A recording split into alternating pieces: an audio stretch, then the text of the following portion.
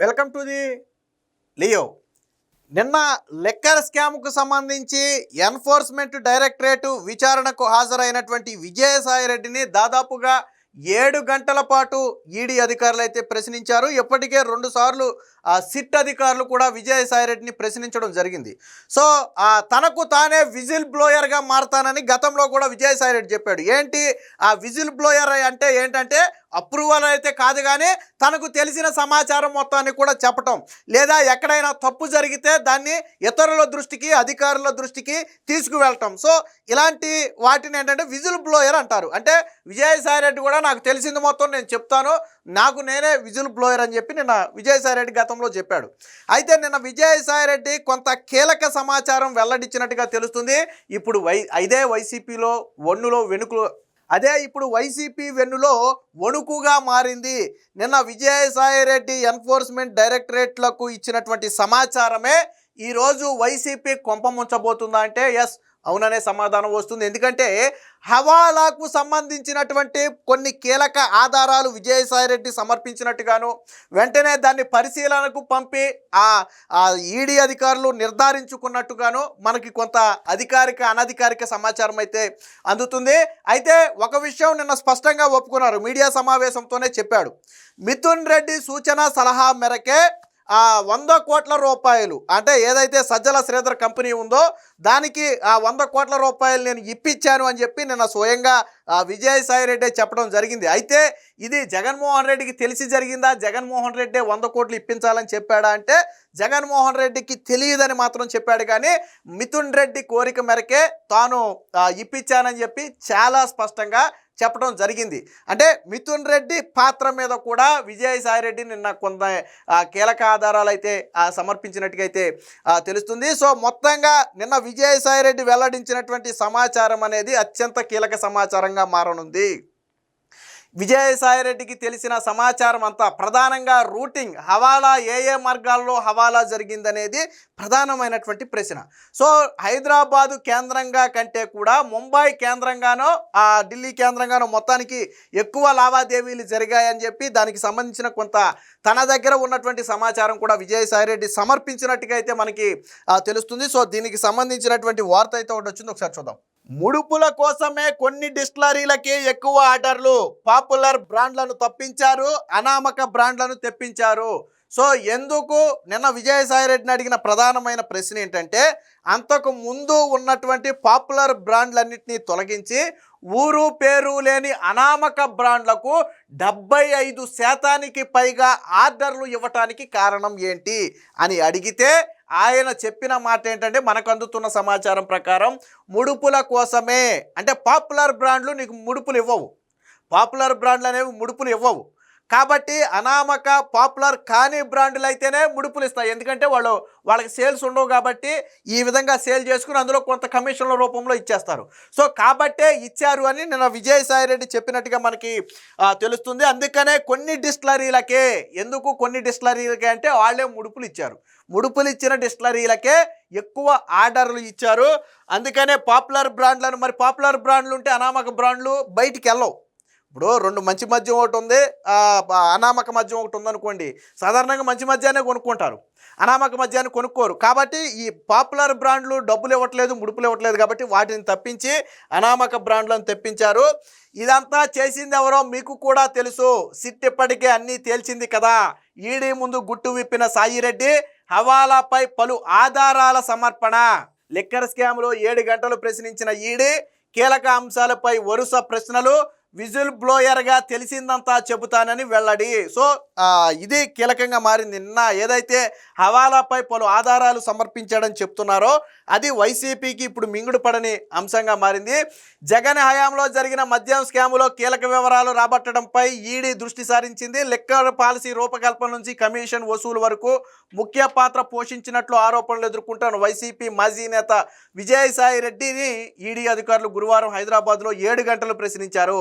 మద్యం పాలసీపై తన సమక్షంలో 3 భేటీలు జరిగాయని, ఆయన చెప్పినట్లు తెలిసింది. విశ్వసనీయ సమాచారం ప్రకారం ఎక్సైజ్ మంత్రి, అధికారులు, ప్రభుత్వంలో ఉన్నవారు రూపొందించాల్సిన లిక్కర్ పాలసీలో ఒక పార్లమెంటు సభ్యుడైన మీరు ఎందుకు కల్పించుకున్నారు, పాలసీ రూపకల్పనలో మీ పాత్ర ఏంటని ప్రశ్నించినట్టుగా తెలుస్తుంది. ఇక ప్రైవేటు దుకాణాలు తీసేసి ప్రభుత్వమే మద్యం వ్యాపారంలోకి దిగాలని ఎందుకు, ఎలా నిర్ణయించారని కూడా ప్రశ్నించినట్లుగా సమాచారం. సో ఈ విధానాన్ని సూచించింది ఎవరు అని విజయసాయిరెడ్డిని ప్రశ్నిస్తే తాను కొంత ఏదో సమాచారం చెప్పాడు. ఇక అవును 100 కోట్లు ఇప్పించా. సో ఇదొక కీలక సమాచారం. మిథున్ రెడ్డి సలహా మేరకు అరబిందో నుంచి రాజ్ కసిరెడ్డికి 100 కోట్ల రూపాయలు అరేంజ్ చేశానని ఈడీ అధికారులు అడిగారు. అవును, మిథున్ రెడ్డి కోరిక మేరకు నేను రికమెండ్ చేసిన మాట వాస్తవమేనని చెప్పాను. మిథున్ రెడ్డి, రాజ్ కసిరెడ్డి, సజ్జల శ్రీధర్ రెడ్డికి అరబిందో నుంచి ఆ డబ్బు అప్పుగా ఇప్పించాను. ఇది జగన్కి తెలిసే జరిగిందా అంటే 100 కోట్లు అరేంజ్ చేయమని జగన్ మీకు చెప్పారా అని ప్రశ్నించారు. అయితే జగన్ నాకు చెప్పలేదని స్పష్టం చేశాను. లిక్కర్ స్కామ్లో కర్త కర్మ క్రియ రాజ్ కసిరెడ్డి, ఆయనే దీని గురించి చెప్పగలరని ఈడీకి చెప్పాను. ఒకవేళ లిక్కర్ స్కామ్ అనేది జరిగి ఉంటే అది ఖచ్చితంగా జగన్కి తెలిసి జరిగి ఉండదని నేను చెప్పానని చెప్పాడు. సో చివరిలో చెప్పింది ఏంటంటే ఇది జగన్కి తెలిసి ఉండదు. లిక్కర్ స్కామ్ జరిగిన మాట వాస్తవమే. రాజ్ కసిరెడ్డే కర్త కర్మ క్రియ అని విజయసాయిరెడ్డి ఒప్పుకుంటాడు. 100 కోట్ల రూపాయలు మిథున్ రెడ్డి చెప్పాడు కాబట్టే అరబిందో నుంచి నేను 100 కోట్ల రూపాయలు ఇప్పించాను అని చెప్పి విజయసాయిరెడ్డే చెప్తాడు. కానీ ఇదంతా జగన్కు తెలిసి ఉండదని మళ్ళీ చివరిలో కవరింగ్ డైలాగ్ కూడా చెప్పాడు. సో దీని కంటిన్యూషన్ కూడా ఉంది, ఒకసారి చూద్దాం. అంటే విజయసాయిరెడ్డిని పలుసార్లు ప్రశ్నించగా అప్పటి ముఖ్యమంత్రి జగన్ సలహాదారుడు రాజ్ కసిరెడ్డి పేరు చెప్పినట్లుగా తెలుస్తుంది. నిర్దిష్టంగా కొన్ని డిస్టిలరీల నుంచే 75% మద్యాన్ని కొనుగోలు చేయడానికి కారణం ఏంటని ప్రశ్నించగా కమిషన్ల కోసమేనని సాయిరెడ్డి బదులిచ్చినట్లుగా తెలిసింది.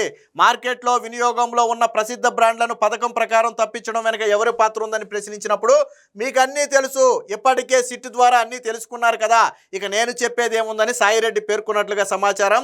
దీని వెనక ఎవరున్నారు, అప్పటి ప్రభుత్వం ముఖ్యులా లేక అధికారులు అని ప్రశ్నించగా అందరూ ఉన్నారు. ఇది ఒక కీలకమైనటువంటి అంశం. గతంలో జరిగినటువంటి ఈ లిక్కర్కి సంబంధించినటువంటి పలు వ్యవహారాల్లో రాజకీయాలకు సంబంధించిన ప్రముఖులు ఉన్నారా లేదా అధికారులు ఉన్నారా అని విజయసాయిరెడ్డిని ప్రశ్నిస్తే వీళ్ళు కూడా ఉన్నారని చెప్పాడు. అంటే దీన్ని బట్టి అర్థమైంది, అధికారుల సంగతి కాసేపు పక్కన పెడదాం, రాజకీయ నేతల ప్రమేయం ఉందనే కదా విజయసాయిరెడ్డి ఒప్పుకున్నాడు. సో ఇది కీలకమైనటువంటి అంశంగా మారింది. అలాగే ఇబ్రహీంపట్నం నుంచి తంబళ్లపల్లి వరకు తీగ బయటకు వచ్చింది. ఇదంతా పత్రికల్లో సూచాను, కానీ దాని గురించి నాకైతే ఏమీ తెలియదని చెప్పారు. ఇక డబ్బులు ఎలా పోయాయి అనే దానికంటే మద్యం ముడుపులు వసూలు, వాటిని ఎక్కడెక్కడికి ఎలా చేరవేశారనే అంశంపై దీనికి సంబంధించి ఈడీ ప్రశ్నిస్తే హైదరాబాద్ కన్నా ముంబై నుంచే డబ్బు ఎక్కువగా బయటికి వెళ్ళింది, అందులో నాకు కొన్నే తెలుసు అంటూ కొన్ని ఆధారాలు కూడా ఈడీకి అందించినట్టు తెలుస్తుంది. ఎంత మొత్తం ఎటు వెళ్ళింది, తరలించిన వ్యక్తులు ఎవరు, హవాలా చేసింది ఎవరు తదితర వివరాలు అందులో ఉన్నట్లు సమాచారం. ఆ డాక్యుమెంట్లను ఈడీ అధికారులు అప్పటికప్పుడే స్కాన్ చేసి ఢిల్లీలోని ప్రధాన కార్యాలయానికి పంపగా వాటన్నిటినీ పరిశీలించి అవి కీలకమైన ఆధారాలుగా గుర్తించినట్లు సమాచారం. 100 కోట్ల మనీ రూటింగ్తో పాటు సూట్ కేస్ కంపెనీల వివరాలు కూడా సాయిరెడ్డి అందజేసినట్లుగా తెలిసింది.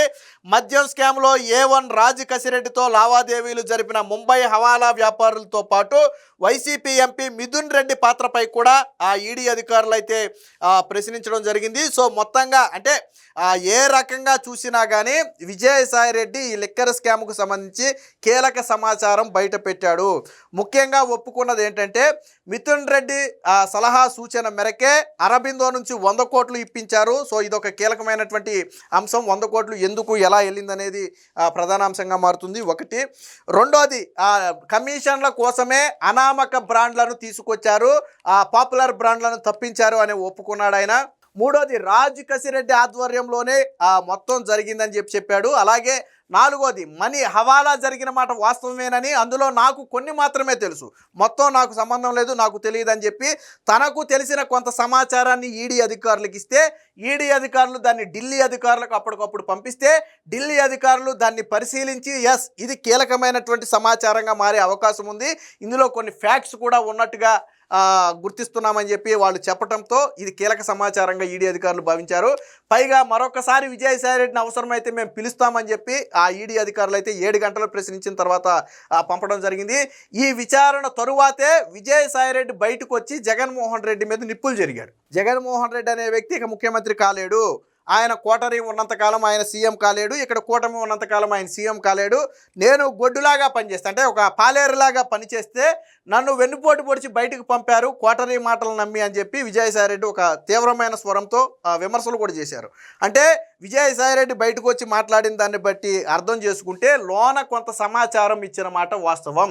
అది ఎంతవరకు ఉపయోగపడుతుంది, అది ఎవరి మెడకు చుట్టుకుంటుంది అనేది తెలియదు. కానీ మొత్తంగా నిన్న విజయసాయిరెడ్డి విచారణలో వైసీపీ ఒండులో వెనుక పుట్టే అంశాలనే వెల్లడించినట్లుగా తెలుస్తుంది. సో దీనికి సంబంధించి ఆ తదుపరి విచారణ నిమిత్తం విజయసాయిరెడ్డిని పిలుస్తారా లేదా ఆ విజయసాయిరెడ్డి ఇచ్చిన ఆధారాల ప్రకారం మరికొంతమందిని అదుపులోకి తీసుకుంటారా అనేది మాత్రం వేచి చూడాల్సి ఉంటుంది. Please subscribe to Leo news for more videos.